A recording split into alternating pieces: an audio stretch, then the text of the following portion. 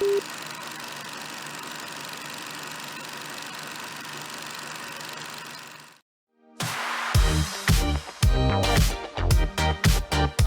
Pulse of Spokane is a broad show that showcases many different things in our community, sponsored by Local 29 Firefighters Union, Well Dressed Walrus, and Homes for You.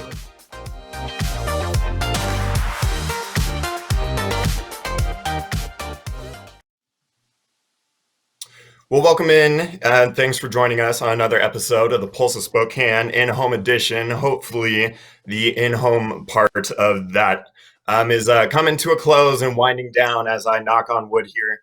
Today, I'm joined by a very special guest, Daniel Jones, Development Business Manager at Ephesus Sports Lighting. And first of all, I wanted to take the time to thank you for taking the time to come on and talk to us. We are living in a very different world now than when you and I last talked. So much has changed and happened. How are you and family and loved ones doing? How are you guys making sense of everything? Are you guys holding up all right? Yeah, we're doing pretty well actually.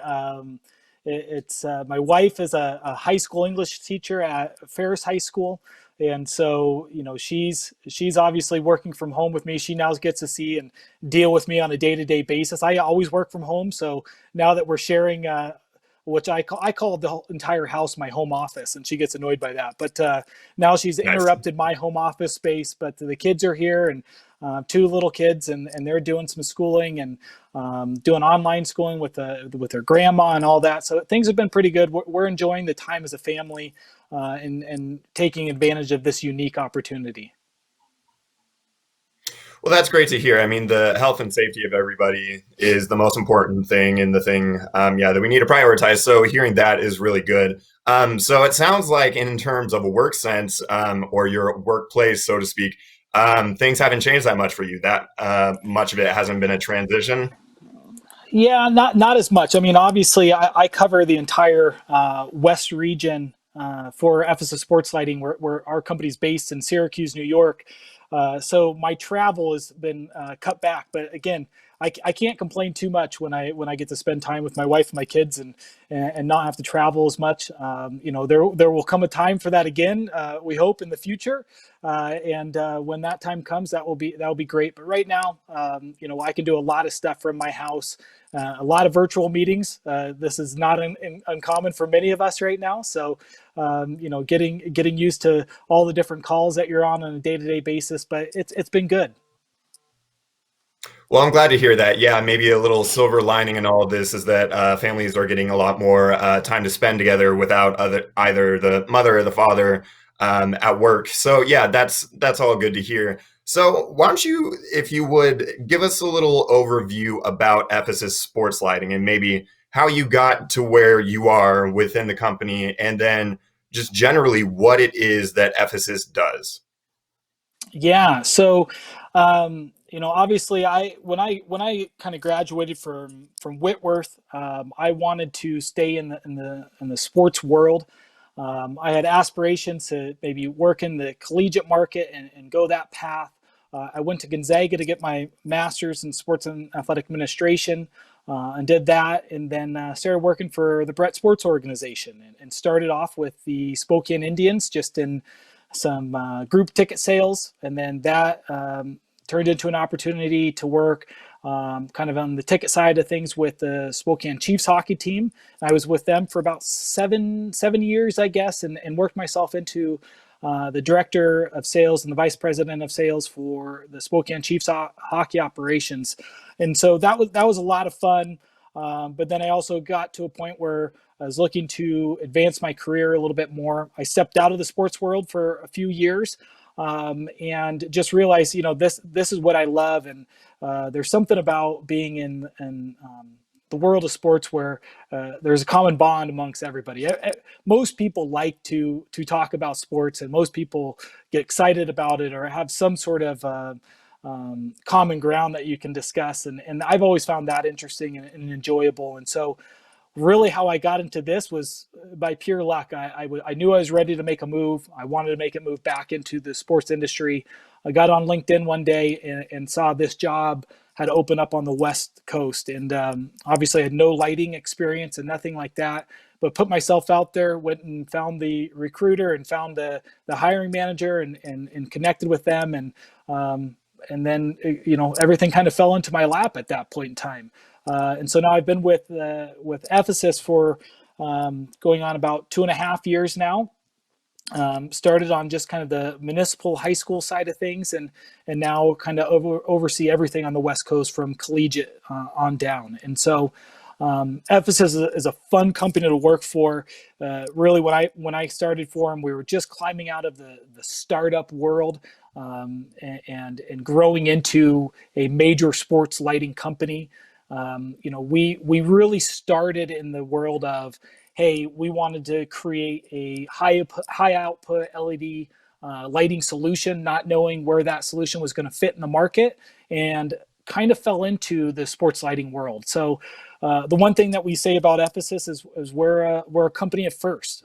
We're the first to integrate any sort of LED system into a professional building. We were the first in the NCAA basketball and hockey facilities, first in the NFL, and so forth. Our big break really came after the New Orleans Super Bowl when the lights went out. I don't know if you remember that, but lights went I out. do. That's Yeah, funny. and so the very next year we retrofitted University of Phoenix Stadium for the Arizona Cardinals with our sports lighting solution.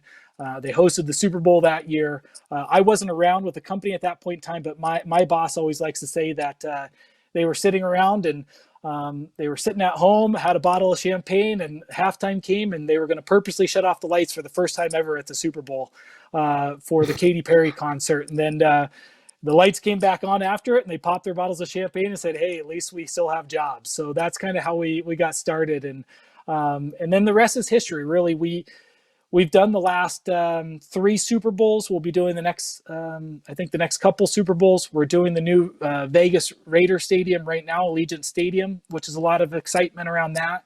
But yeah, we're just growing the market tremendously. There's a lot that goes into it, but we've had a lot of fun with it.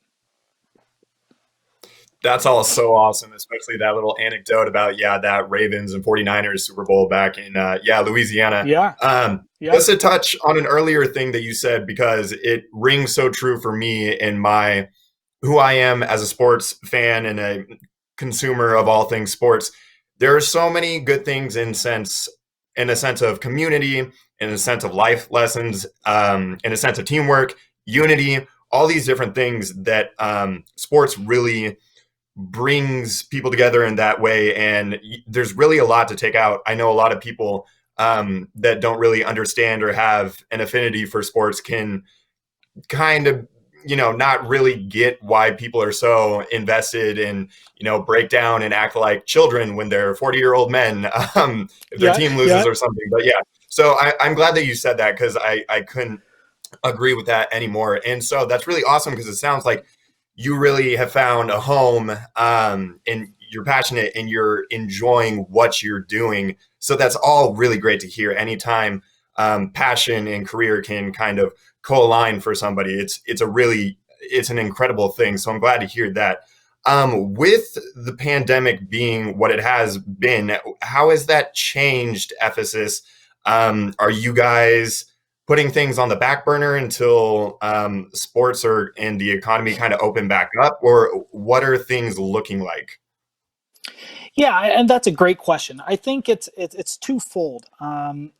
What's changed for us is just how we're going to market and how we're continuing trying to find new opportunities. I think we have to be a little more creative in the sense of, hey, we can't be forward facing in front of customers in their offices, and we don't know when that's going to change and when that's going to come back to whatever our new normal is going to be. So we have to really rely on people that are out in the market for us in different areas and work with them on that. Do a lot of different Teams calls and presentations, which can still be very effective and powerful in that sense.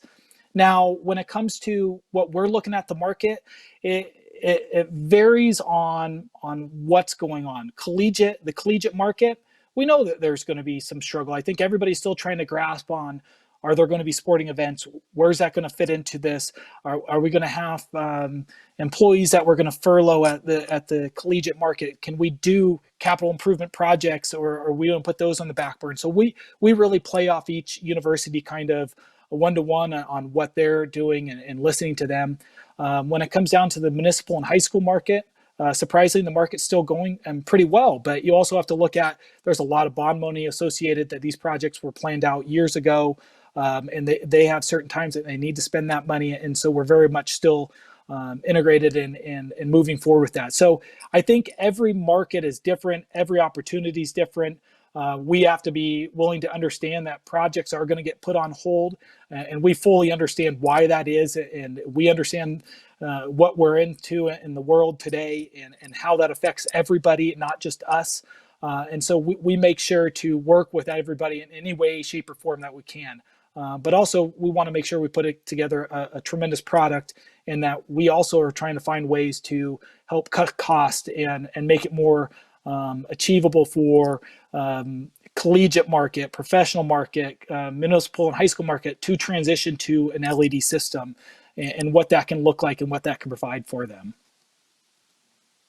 Well, it sounds like you guys are doing a lot of good things to accommodate, your clients or distributors and buyers and everything, given the situation that we all find ourselves in. So that's also great. This was a lot of fun. I didn't know the widespread outreach and presence that Ephesus had, and yeah, that anecdote that you shared, that's really cool, man. I again want to thank you for taking the time to come on and talk to us today. I'm glad to hear that everything is going well on a familial and personal level, but also that you guys are still able to operate at Ephesus. And I hope that you guys continue to do well. Best of luck and continue to stay safe out there. I appreciate your time, and thanks for talking, Daniel. Hey, thanks for the time, guys. And we appreciate it, enjoy it, and stay healthy. You bet. Take care.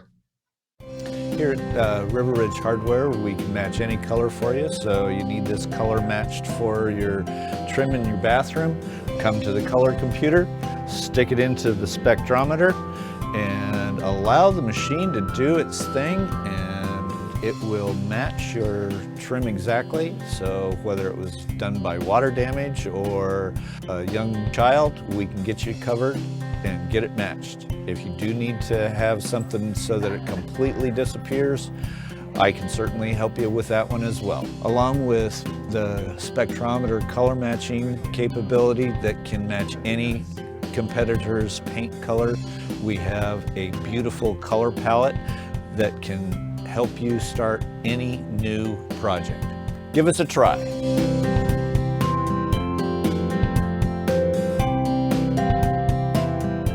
After I got divorced, I had medical debt, credit card debt, and student loan debt. I was dealing with a lot of guilt. I found myself shopping to feel better. When my son was born, wanting to manage my finances was no longer a want, it was actually a need.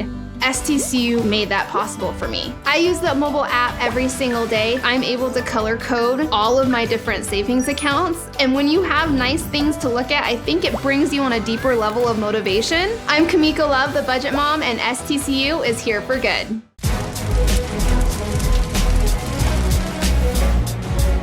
Well, this is Bloomsday in Spokane. We got about 40 firefighters and their friends and family handing out 40,000 cups of water as the day goes by.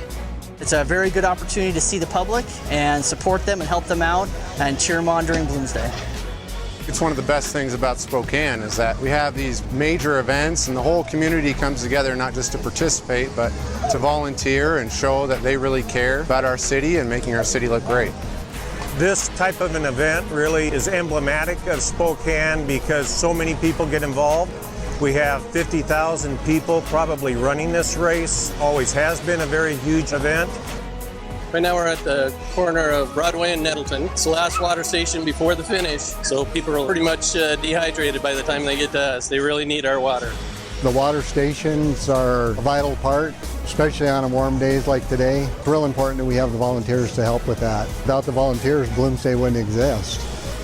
all up and down the course, there are people that are involved in this celebration. It really is a celebration of what Spokane's all about.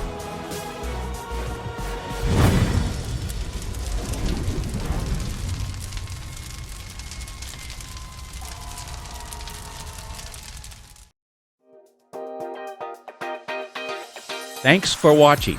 Ask the host a question, recommend a guest, or check out any of our other programs on Facebook, YouTube, Twitter, Apple Podcasts, Spotify, or SpokaneTalksMedia.com. Sponsored by Local 29 Firefighters Union, Well Dressed Walrus, and Homes for You.